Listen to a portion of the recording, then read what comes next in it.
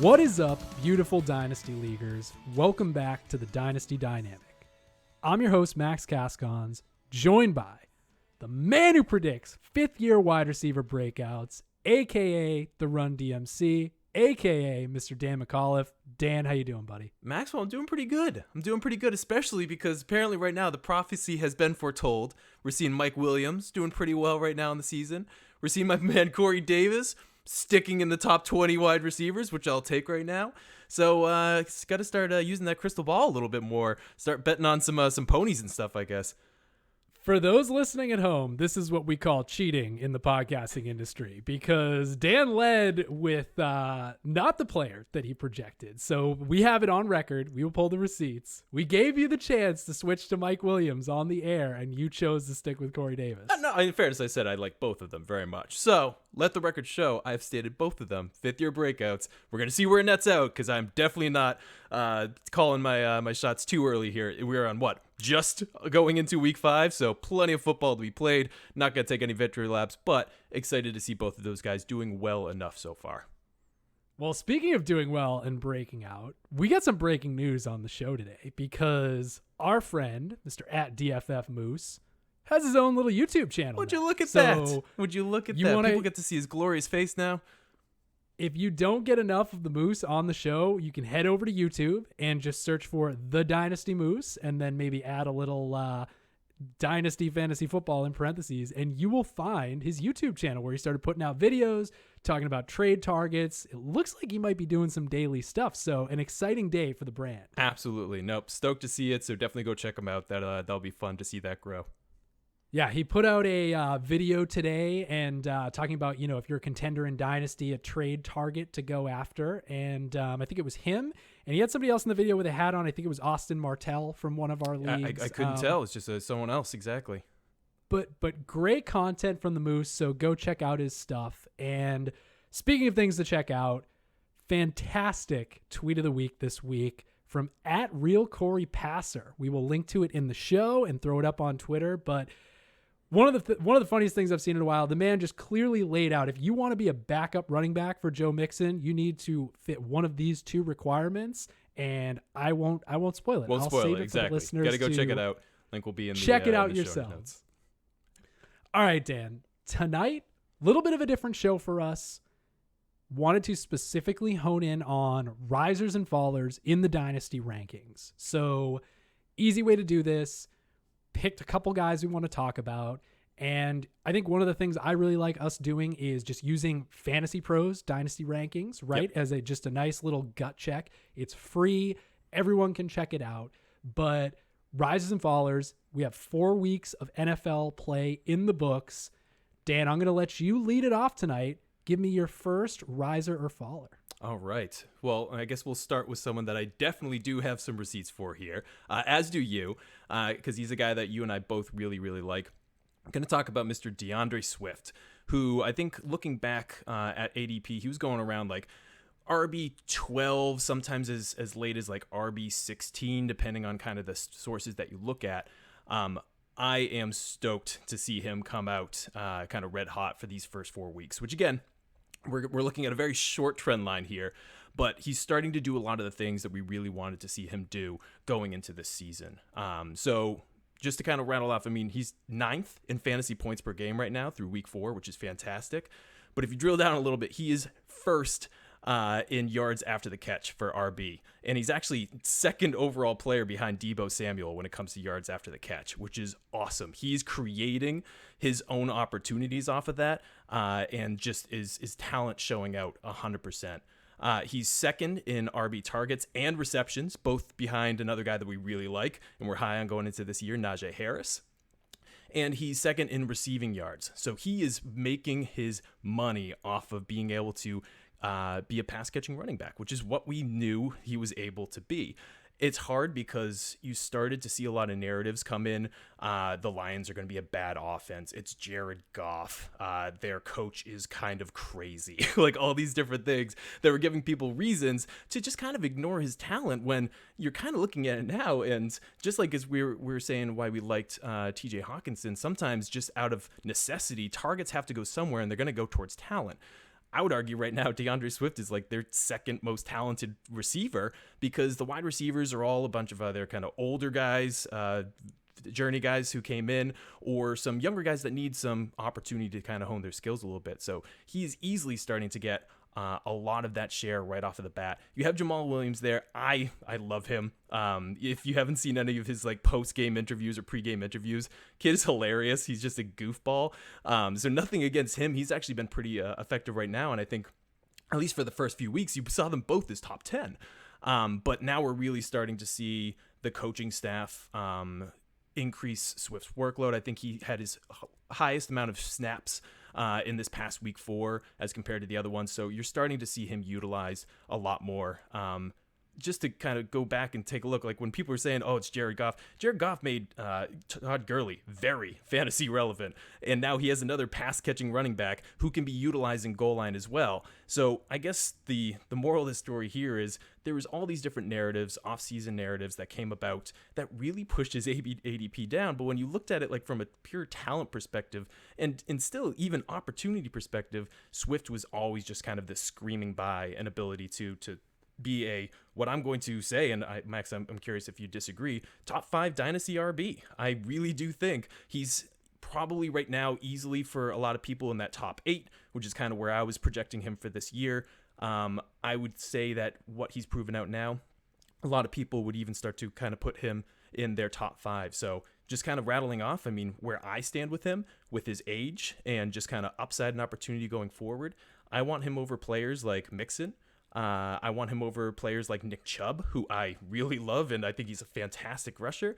Of course, I mean, some people may or may disagree, but I want him more than Derrick Henry, and I want him more than Austin Eckler, who I honestly think is kind of like he's the next wave of our next kind of Austin Eckler in just this PPR protege who's going to really make his mark over the next few years. So that's kind of why I am really excited about DeAndre Swift. I think he's rocketing up Dynasty's boards, and it's going to be really interesting to see how he plays out the rest of this year. And he's in that zone where it's hard to rocket up, right? Like he already was a top Dynasty player. And this is where kind of the wisdom of the Devy crowds can be instructive. I mean, DeAndre Swift was a Devy darling, and he's had this pedigree for so long, gets the draft capital, comes in with a lot of other true workhorse backs. That class last year was absolutely stacked and was only added to when Antonio Gibson and James Robinson hit. So I agree. I think he's top 5. I think if you want to get even a little crazier, you could talk about pushing him up top 4, top 3. Yeah. You know, he's certainly benefited rankings wise from having guys like Cam Akers and J.K. Dobbins, you know, have these significant injuries, and that's certainly helped. But I mean, he's proven that he can carry the load and be what we thought he could be in an offense that's really just not that great. Exactly. No, so I agree. And the only thing I'd say with that is I think you're right. I see him now in that top 5. And as you said, you could even push top 3.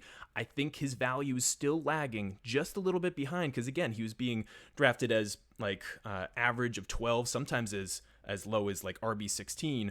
Some people are now saying, oh, maybe he's a top 10. Like, get in on the value now, because I truly believe that it's only going to get more expensive and almost impossible to be able to buy him as the season goes on. I sent a text to a league mate this morning that is 0-8. You know, we use the league median scoring, so you get an extra point every week. He's 0-8, and I said, hey, buddy, name the price on DeAndre Swift. So there we go. We eat at our own restaurant here at the Dynasty Dynamic. Exactly. Right? This is stuff that we're doing all the time. And you know, to pull back the curtain a tiny bit, Dan, because I got to jam in some some pat myself on the back here. Absolutely. When Dan told me he wanted to do DeAndre Swift, I said, we could do that on one condition, as long as I get to remind folks that on our very first episode, which I would not recommend listening to, but this is accurate, I said back in July, I believe, of 2020, that DeAndre Swift was a top 20 player in Dynasty, and here we are. Correct. And honestly, I owe a lot of my kind of love and research for him to you, because you started to bring him up. So it is fun to see that kind of come full circle sometimes. So let's move on to another player that listeners of the show it'll be no surprise that I think he's especially moving up boards. And that is, at 24 years old, Panthers wide receiver superstar DJ Moore. And we have one of our leagues that we're in together. I post an annual poll. I might have missed it this year, actually, but for a long time, I did an annual poll before the season start. Better player, DJ Moore or Calvin Ridley? And for a long time, the only vote in the DJ Moore realm was me, maybe Dan, if he was feeling frisky. It's true. But these are two guys that came into the league together, and I will get back to Ridley in a moment, but we are seeing this ascension from DJ Moore as a true alpha receiver that we've been hoping for all along, right? Still 24 years old. Through 4 games this year, he's got 30 receptions, 400 yards, and 3 touchdowns, which is crazy because touchdowns have been his problem in fantasy football the last couple of years. Only 8 combined touchdowns the last 2 years, so he's already pacing to smash what he's done the last couple of years, and he's number 4 in fantasy points per game through week 4. I think that we're seeing a correction in with the new regime of Darnold and the coaching staff of like, we got to feed this guy. He can make plays in every quadrant of the field. And you're just seeing it in the box score this year. He's lighting it up. He had a fantastic game this last week. And to me, I hear a sound, and I think that's DJ Moore knocking on the top 5 wide receivers in Dynasty, Dan. And I feel like that's a much hotter take than putting Swift in the top 5. Yeah. I don't think he's there yet, but I think he's so close. And I was looking at Fantasy Pros rankings, and they had a couple players listed over him that I would absolutely take over, DJ Moore over. The aforementioned Calvin Ridley, definitely want DJ Moore. Terry McLaurin, it's close, but give me DJ Moore, buy back a couple of years at the position. I'm even taking DJ Moore over Stephon Diggs, who, people might call me crazy for last year. But again, an age difference and the ascension we're seeing from Moore, where the lines start to get blurred for me is someone like a Devontae Adams, right? Who's about to, I believe, turn 29. Or someone like a Jamar Chase, who is younger, but has not established himself at the league yet. So I could go on about DJ Moore for days. Dan, what's your take on this? Yeah, no, it's. I think to kind of recap there with your blurred lines, I think that's kind of where I'm at right now too. But I look at those names, and about 5 of the names that you kind of rattled off, there's a lot of question marks about their future QB. I think you have that with Ridley, you have that with Devontae Adams, you have that with Terry McLaurin.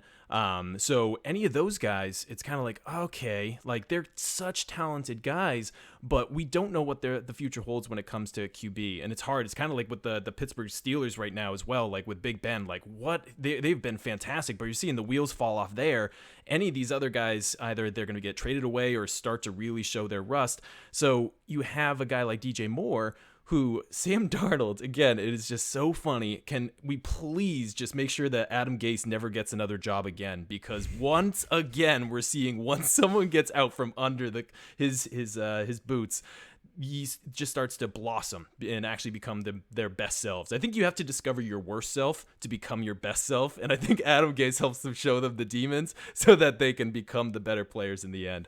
Because you're just seeing Sam Darnold's looked really good. He still has a lot to prove, don't get me wrong, but he's at least a young guy that has done very well so far, which, when in doubt, when I have kind of a tier of guys and I kind of want to figure out who I'd have bubbled up towards the top, QB youth and opportunity in the future definitely helps kind of bump a couple guys up, and that's where I think that that happens with DJ Moore for me. Yeah, I mean, Adam Gase might be my one exception to the no coach narrative street on this show. Dan. But I mean, it is the track record is not great. It's happened a good amount of times, so we'll see. So let's keep it moving. Flip the position a little bit, and let's talk about a running back that frowny face. Yeah. In your eyes, maybe not doing so hot in the Dynasty rankings these days. Womp. Yeah, we're going to talk about a guy that I think you and I even kind of mentioned, like, he's a good opportunity to try and buy low in because it was such an ambiguous situation going into this year. And this is a guy, Myles Gaskin. He's 24. So youngish, but definitely that's even starts to get to the middle territory for RB age, where you really want to, if they're 24, they got to start showing out if you want to be holding on to them. And as we said, it was an ambiguous situation, but there were a couple red flags that were kind of tossed onto the field a little bit where you're like, okay, is there kind of smoke here that we should be paying attention to? because I think this started to become a little bit of a case of situation over talent. You saw there was plenty of reports out there that were saying that the Dolphins were just loving the fact that Javonte Williams was going to be falling to them in the draft, and then you had the Broncos trade up over them to be able to snag him, knowing that the Dolphins were going to take him. Then you had them bring in a couple like older vets and stuff, and at first it was kind of like, let's just make sure that we have a decent amount of running backs in the space.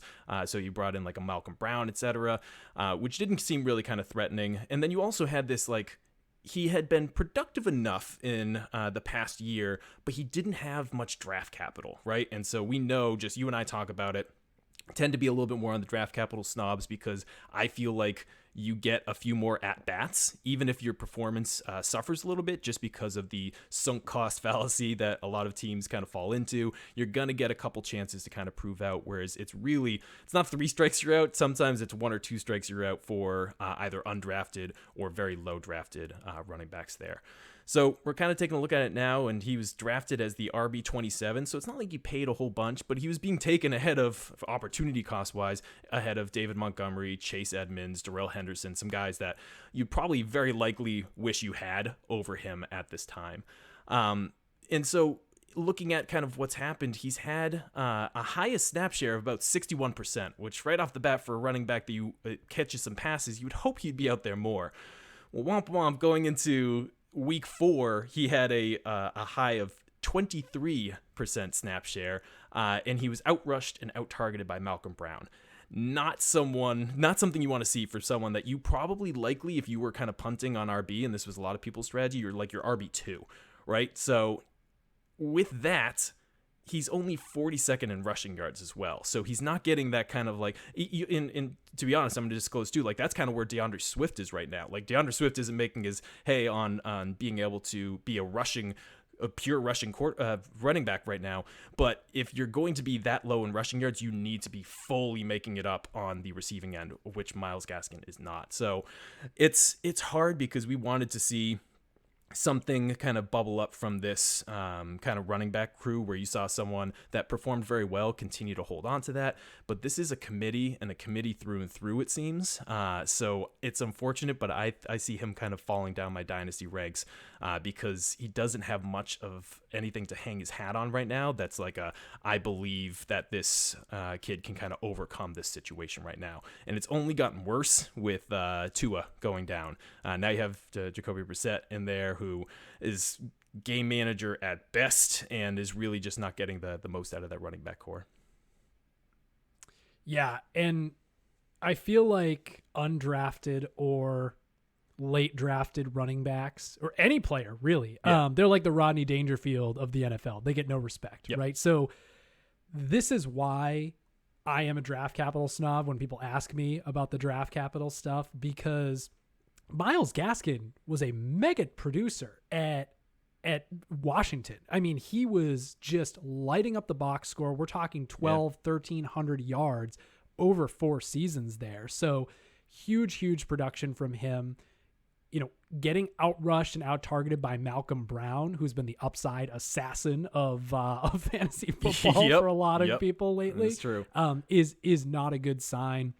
And unfortunately, it's crazy with these teams, because you feel like James Robinson last year showed, best undrafted rookie running back season of all time. Yep. And what does the Jaguars organization do? They go out and they take a running back in the first round. So the margin for error with these players is just so low. And even though I want to root for these guys, I think Myles Gaskin could be a featured running back in the right situation. I definitely think James Robinson could be a featured running back in the right situation. Sometimes the NFL just tells us otherwise. And that's why you have to really kind of react to this stuff in real time, moving people up and down the rankings, or where you can see them going, whether you're trying to buy or sell them. Yep. And again, we reiterate too, it's week 4. We could easily see that he has an injury that is being managed a little bit. That's why snap share went down, etc. Don't want to overreact to these situations, but certainly when we're talking about what we've seen thus far, he's a faller for me. All right. So this next one, this one's going to take some finessing. Okay. Right. I don't want to upset people here. So I got to pivot to somebody that I don't think is a huge surprise, is a faller in the Dynasty rankings. I just want to be careful about how I frame it up. Yeah. And that is Mr. Julio Jones. So the first thing I'm going to say here, Julio Jones is one of the best wide receivers to ever step on a football field. That is not up for debate. He is a first ballot Hall of Famer. No issue. However, I don't think anybody has any issue with that. We need to frame this up in terms of dynasty right now, right? So Julio Jones is 32 years old. 2019 was 30 years old, played 15 games, still monster production for dynasty purposes, fantasy purposes from Julio Jones. Number 3 in fantasy points per game. Last year, only played 9 games. 2 of those games had less than 35% snap share, right? So either on the field, off the field, injuries. We don't know what the deal was there. Still number 14 in fantasy points per game. On a per game basis, when Julio Jones was out there, he was making plays, making things happen. 2021 through 4 games this year is where it starts to get very difficult, right? Yeah. He's only played 3 games and has not lit up the box score. I'm not going to say I've watched every single Titans snap, but the metrics don't look great so far. Was out this past week. And right now in the season, this puts dynasty owners in a tough spot because you need to make some decisions on these guys. And the Julio Jones archetype, it really, this is the part where we start to see the production diminish, historically. You look at someone like Andre Johnson, another just size, speed, freak X wide receiver, 1,400 yards at age 32, and it was downhill from there. Demaryius Thomas barely made it to 1,000 yards at age 30, and then the production just kind of went off a cliff.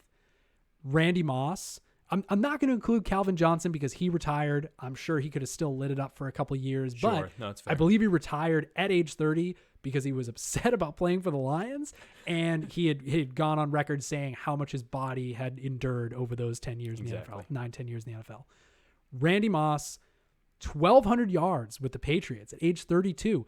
By the next season, he was playing for a couple different teams, and the production just wasn't there. Yeah. And AJ Green lit it up his first 10 years in the NFL. We're seeing a little resurgence now, right? He scored some touchdowns. For sure. But, he hasn't had a 1,000-yard season since 2017.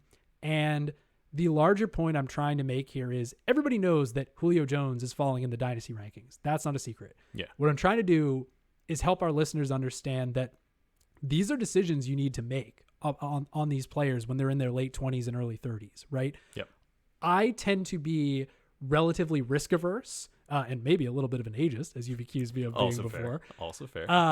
But I tend to be relatively risk averse with these older players just because historically it's pretty clear. The trend line after age 29, 30 starts going down. So I try to tread carefully, Dan. I don't want to upset anyone. Julio Jones is one of the best players you can ever see the last 2 decades, but he's falling in the dynasty rankings. And even if you're a contender right now, I'm not sure what your plan is with Julio Jones. No, and it's as you teed up, which I believe is very nicely. It's like respect like crazy for Julio Jones, right? Like what we need to separate here is fantasy from like NFL. Like he could even very well continue to be a great NFL asset, an NFL player, but dynasty is sometimes like the stock market, right? And you got to be able to kind of know when you're going to make your move because there can be cliffs and they can be very dangerous. Again, I mean, different situation in many regards, but what's Todd Gurley worth nowadays, right? Like there is a point where a fantastic NFL and fantasy asset can fall off a cliff, and you really always want to try and get ahead of it. And you're starting to see at this point that he's not returning on the value that you had previously. And however, there's so many people who do have name recognition with him and maybe believe that Julio Jones will play until he's 35 and be the Julio Jones of old. We're here to say that's personally not our take on it. And so if there's an opportunity to be able to capitalize on name value, to be able to ship him off, I don't think you're going to be missing him too much over the next 2 years. But certainly excited for him to be, as you said, a first ballot Hall of Famer and be able to be celebrated and recognized for his amazing talents that he's had in the NFL. And crazy things have happened. I would think a lot of people would be skeptical about buying Julio Jones in Dynasty from someone right now. But I mean, we were in a league together, a Superflex league, where someone traded a late first for a couple games of Drew Brees to try to go win a championship last year. So these things happen. Always be aware of these decisions you need to make for the players. Luckily, the next player we're talking about has a considerable age difference between him and Julio Jones. So Dan, let's jump into one of your favorite upside running backs, Mr. Kenny Gainwell. Kenny Gainwell. Yeah, seriously, as we're talking about the time machine, go back 10 years. Kid is 22. So just starting as a rookie, his NFL career here.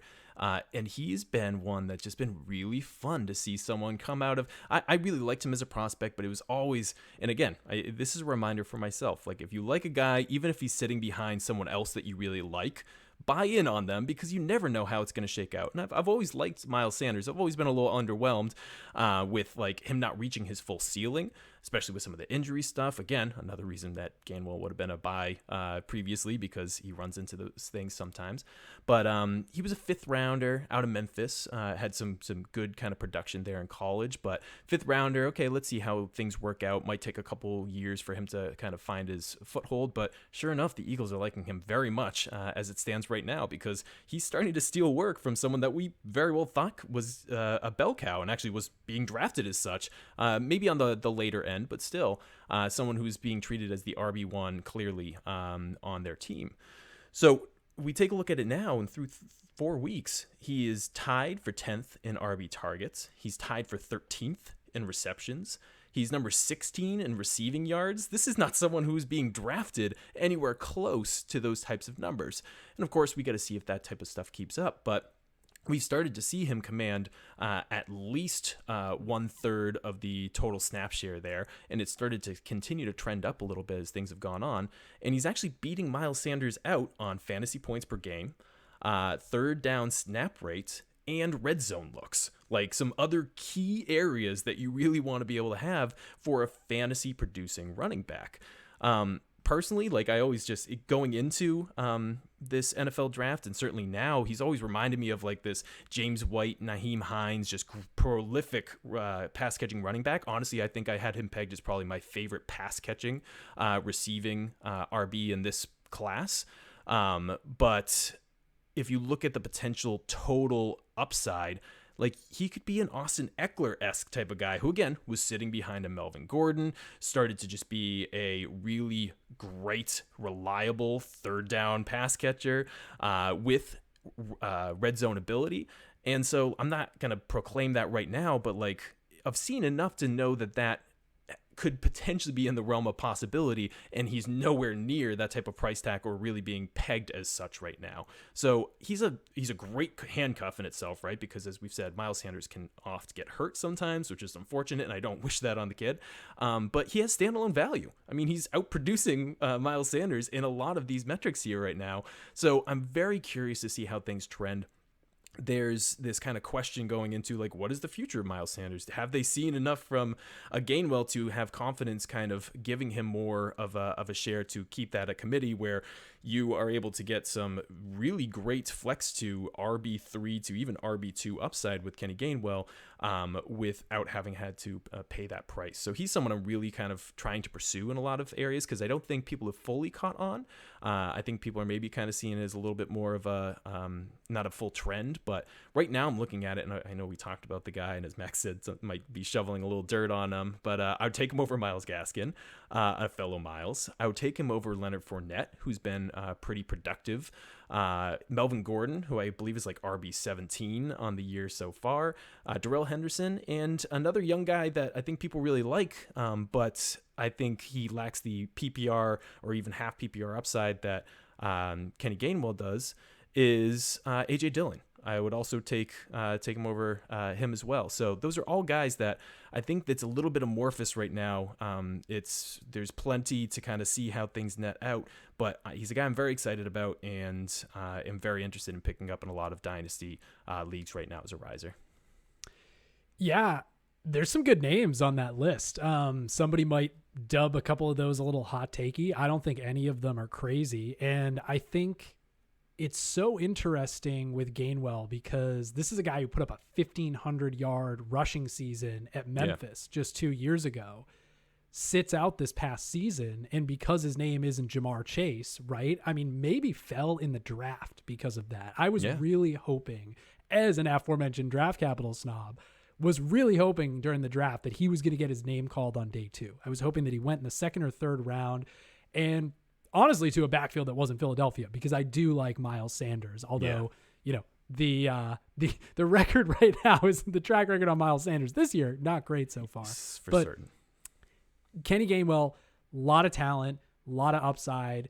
Anytime you are a 5th round pick and can walk in and start stealing snaps from somebody who has proven themselves to be good at football, like Myles Sanders. I'm not saying he's, top tier running back in Dynasty anymore, but good at football, Myles Sanders. For certain. It's a great sign. I like the call, and he's definitely somebody that, I'd be looking to acquire as well if he's either on the block or people just haven't gotten, savvy to what he's able to do yet. Agreed, because I think people will become savvy pretty soon. So we got to round the show out, Dan. We do. And we were talking before the show. I was like, I gave myself a tough assignment this week. And I structured the players that we were going to talk about in a certain way because I wanted to get through the Julio Jones stuff before maybe an even tougher topic to bring up right now. That is DeAndre Hopkins. Yep. So DeAndre Hopkins is a faller for me in Dynasty. And I'm not saying he's plummeting down the rankings. I'm just saying he's probably going to get drafted, or I'm valuing him a little bit less than I used to. I can guarantee you this offseason, startups are going to happen, and DeAndre Hopkins will still get picked in the top few rounds of a startup draft. Sure. Right? DeAndre Hopkins is 29 years old, finished last year number 2 in targets, got the volume on the Zona team, number 5 in fantasy points per game. I traded away DeAndre Hopkins last year on one of my Dynasty teams. And at the end of the season, I was kind of kicking myself a little bit. And I was like, did I get out too early? Was I getting a little too cute with some of my Dynasty moves? Yep.